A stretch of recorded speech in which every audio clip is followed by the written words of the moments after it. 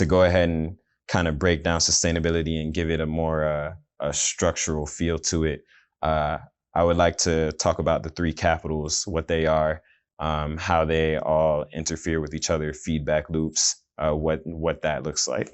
Okay. Importantly, of course, the Sustainable Development Goals are umbrella, but there are dozens and dozens and dozens of other organizations that are partners with the UN. You know, dozens and dozens of the most prominent countries in the world worked with the UN on developing. So the SDGs are even bigger than the UN. Yeah. So in terms of the three capitals, so that's a very appropriate question. Typically when sustainability is presented, you start with that really ambitious mega definition from this report. The Brundtland report was the 87. So since then, one of the things that's emerged in the literature is the concept of the three capitals. And when we talk about capitals here, we're talking about assets. We're not talking about buildings in the capital cities or the capitals of countries. We're talking about assets. So the three capitals are typically first illustrated with a Venn diagram that shows three overlapping rings. And one ring is the natural capital, which would involve all of the natural and environmental assets on the planet: air, water, land, etc. Then the second ring would be social capital or human capital, all of the human and social attributes and assets on the planetary scale and all the way down to your home.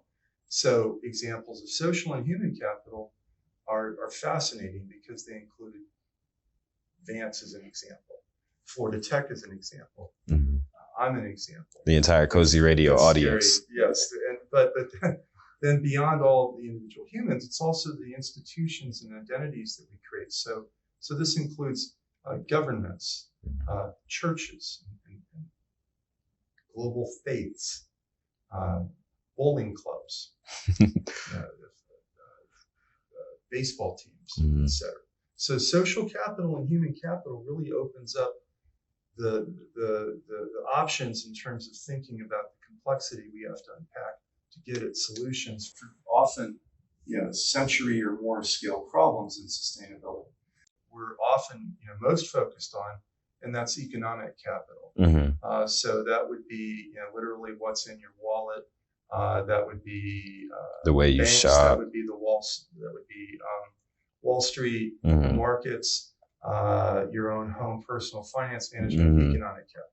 So you take the three massive arrays of planetary assets, and that's a great way to start to think about it. And then what we typically would do after introducing it through three quasi-separate diagrams that overlap in the middle, in reality, arguably, if you're interested in the comparative positioning of these asset sets on our globe, you're going to draw that Venn diagram a little different.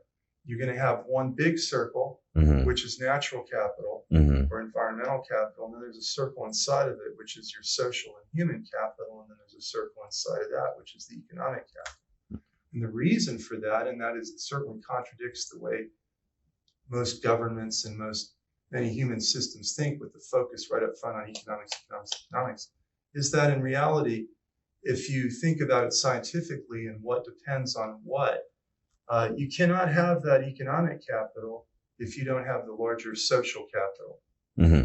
And you can't have that larger social capital if you don't have the even larger environmental and natural capital. So I've had experiences where on the back of napkins with elected officials over lunch, I've started out with the first three caps, and then when that was submersed in that particular audience, then you go to the next level.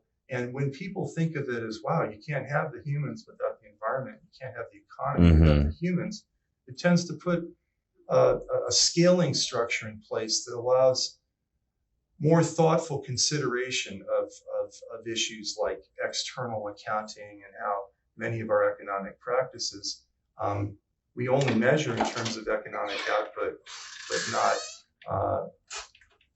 the input on other issues.